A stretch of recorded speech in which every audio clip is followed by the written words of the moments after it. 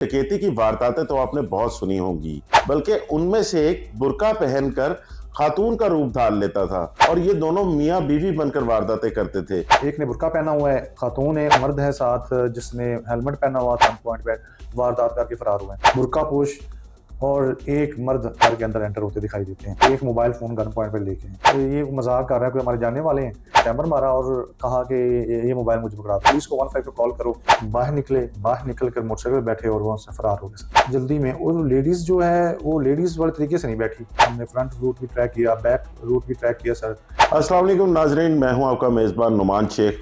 आप देख रहे हैं एक्सप्रेस एक्सक्लूसिव। नाजरीन, डकैती की वारदातें तो आपने बहुत सुनी होंगी।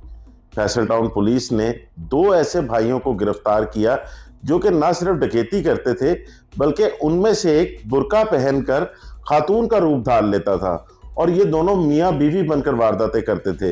ये सब माजरा क्या है, इस पर बात करने के लिए मेरे साथ मौजूद हैं SHO फैसल टाउन जनाब अफजाल साहब। अफजाल साहब, बहुत शुक्रिया आपके वक्त का। सबसे पहले ये बताइएगा, ये माजरा है क्या? सर ये 2 फरवरी को हमें एक 15 कॉल रिसीव होती है, तकरीबन शाम 5:05 पे सर हमें कॉल मसूल होती है कि घर में कोई दो कस एंटर हुए हैं और एक ने बुर्का पहना हुआ है, खातून है, और एक मर्द है साथ जिसने हेलमेट पहना हुआ था, मास्क लगाए हुए थे और वो गन पॉइंट पे वारदात करके फरार हुए हैं। जब हम मौके पर पहुंचे तो हमें पता चला कि ये मतलब घर में दाखिल हुए हैं। हमने वीडियो चेक की, फुटेज चेक की, तो उसमें एक बुर्का पोश और एक मर्द जो 1 to 5 पर ब्लैक कलर के आते हैं और घर के अंदर एंटर होते दिखाई देते हैं। उसके बाद हमने वो वारदात उनसे पूछी, तफसील पूछी, तो उन्होंने कहा कि एक मोबाइल फ़ोन गन पॉइंट पर लेके इन दोनों के पास पिस्टल थे। तो वहाँ से तो हमने उनसे तफसील लेने के बाद हमें ये लगा कि ये वारदात पॉसिबल है कि एक मोबाइल फ़ोन क्यों लेके गए। तो उसमें वो जो ख़वातीन थी उन्होंने बताया कि जो बुर्का पोश खातून है, वो खातून ही कह रहे थे कि वो बाहर खड़े, बुर्के वाला मर्द जो बंदा था वो बाहर खड़ा था और जो दूसरा था वो घर के आगे ड्राइंग रूम में एंटर हो गया था। तो आगे जो खातून थी वो नमाज पढ़ रही थी, तो वहाँ उनकी आपस में कन्वर्सेशन शुरू होती है। तो वो जो एक लफ्ज़ उन्होंने बताया कि उन्होंने सबसे पहले मेरे भतीजे का नाम लिया, बफल उसका नाम था, सीधा नाम बाबर था, उर्फ उसको बफल कहते थे सर, और वो किधर है। तो मैंने कहा, समझा कि शायद ये मजाक कर रहा है, कोई हमारे जानने वाले हैं। लेकिन उसने उसके बाद गन निकाल ली, गन चैम्बर मारा और कहा कि ये मोबाइल मुझे पकड़ा दो। मोबाइल उसने पकड़ लिया खातून से और उसके बाद उसने वो दुपट्टा उठाया और वो उस बुजुर्ग खातून का मुंह बांधने के लिए आगे बढ़ा, जिस पर उस बुजुर्ग खातून ने उन्हें धक्का दिया और धक्का देने के बाद जैसे उसको लड़खड़ाया और वो ड्राइंग रूम के दरवाजे बाहर सेन में चला गया। उसने अंदर से कुंडी लगा दी और उन्होंने जब कुंडी लगा ली तो उसके बाद उन्होंने अंदर शोर मचाना शुरू कर दिया और ये कि बिलाल, अपने बेटे का नाम लिया कि उसको बुलाओ, पुलिस को 15 पे कॉल करो।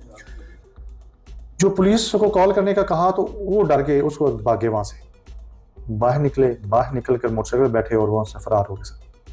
फैसल भाई, शुरू में तो ये लगा होगा ये खातून है, तो इनको कैसे ट्रेस किया गया, इनको गिरफ्तार कैसे किया? सर ये बिल्कुल हमें भी लगा कि खातून है और जैसे उन्होंने नाम लिया था इनके एक रिश्तेदार का, तो हमें लगा कि इनके जानने वाले, इनको कुछ पैसों का लेन देन ना हो, इस तरह का मामला ना हो। लेकिन जब हमने वीडियो को बागौर देखा तो सर जब वो मोटरसाइकिल बैठते हैं ना जल्दी में, और लेडीज़ जो है वो लेडीज़ वाले तरीके से नहीं बैठी, जैसे जंप लगा कर कोई बंदा बैठता है ऊपर। वहाँ से हमें डाउट हो गया कि ये सर। उसके बाद हमने इनका जो रूट ट्रैक किया, हमने फ्रंट रूट भी ट्रैक किया, बैक रूट भी ट्रैक किया सर।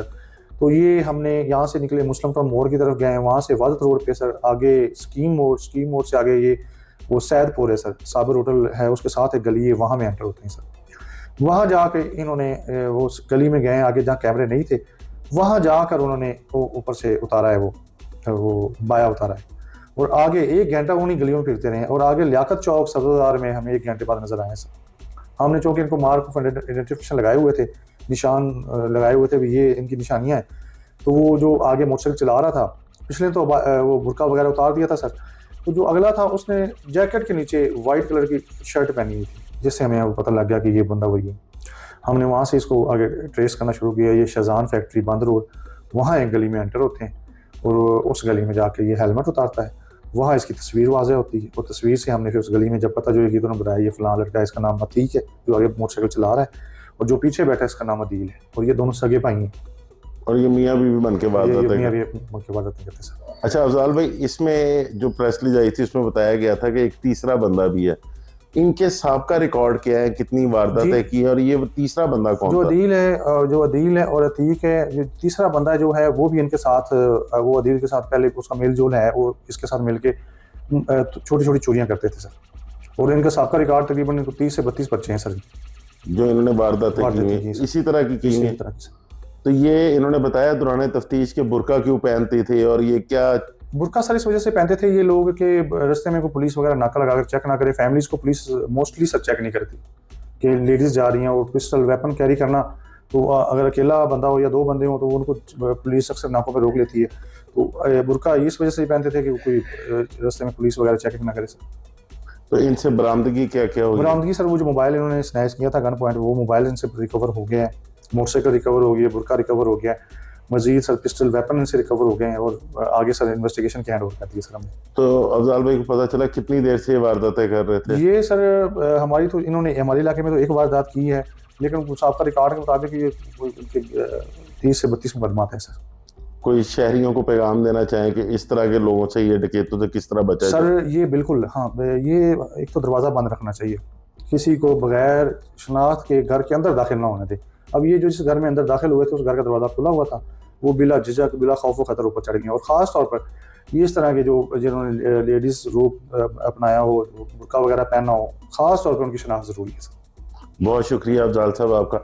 नाज़रीन, जैसे कि आपने सुना अफजाल साहब की सारी बातें, कि एक तो सबसे पहले आपकी अपनी जिम्मेदारी है कि अपने घरों के दरवाजों को लॉक रखें, किसी अनजान बंदे को घर में दाखिल ना होने दें। खासकर जो खवातीन का रूप धार लेते हैं, उनमें से भी कई ऐसे डकैत हो सकते हैं जो कि आपके घर में वारदात करें। नाज़रीन, इजाज़त दीजिए, जल्द हाजिर होंगे एक नई कहानी के साथ।